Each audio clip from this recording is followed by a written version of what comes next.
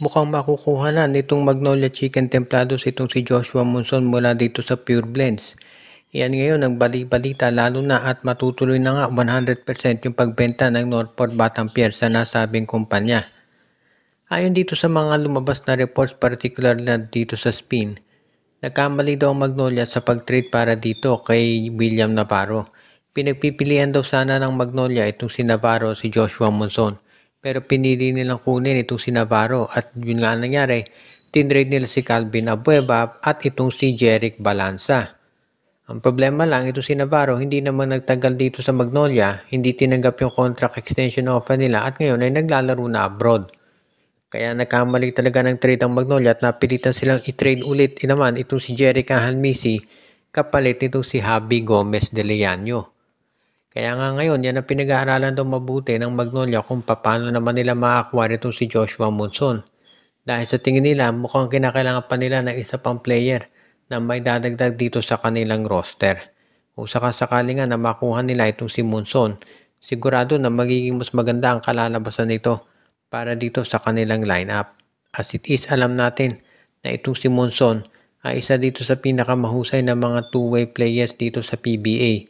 Kaya nga mukhang nababagay talaga na siya ay masama dito sa lineup ng Magnolia Chicken Templados. Kung sakasakali na makuha nila si Monson, malamang ang magiging kapalit niyan ay itong si Russell Escoto na kabibigay lamang nila ng isang contract extension. Pero kahit may contract extension na itong si Escoto, pwede naman yan na i-trade ka agad-agad nitong Magnolia Chicken Templados. Parang sign and trade ang gagawin nila para dito kay Joshua Monson. Kaya sa tingin ko hindi naman magiging issue dito yan para sa Magnolia at madali nilang makukuha ang nasabing wingman mula dito sa Pure Blends. Ang Meralco Bolts ngayon ay isa pang team na gumagawa ng paraan para mapabilis itong kanilang pag-rebuild. Nakabalik na si Alain Maliksi, 100% na to kaya sigurado malaki may iaambag niyan para dito sa kanilang lineup. Kaya nga ngayon ang gustong gawin naman daw ng Magnolia ng Meralco Bolts ay magdagdag ng iba pang mga scorers dito sa kanilang roster. Parang ang nakikita kasing problema ni Coach Luigi Trillo at Nenad Vucinic dito sa Meralco ay palagi na lamang sila na nagkakaroon ng sabihin nating problema, yung mga scoring drought na tinatawag.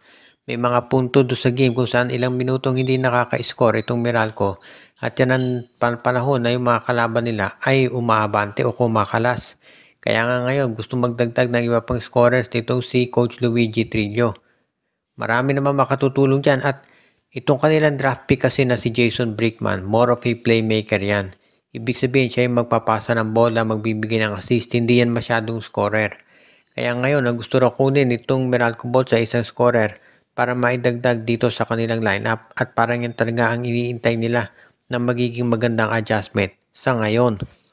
As it is, alam naman natin na hindi talaga pwedeng magkaroon ng tinatawag na basta-basta na lamang trade ang Meralco.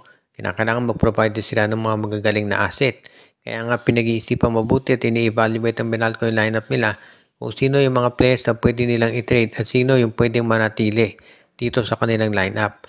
Kaya nga medyo magiging very interesting itong mga susunod na araw para dito sa Meralco Bolts at sigurado nga abangan niya ng marami para matiyak na magiging isa na dito sa sabihin na natin na magiging magandang sabihin na natin magandang kahahantungan nitong mga pagbabago dito sa roster ng Magnolia Chicken Templados kaya good o ng Meralco Bolts.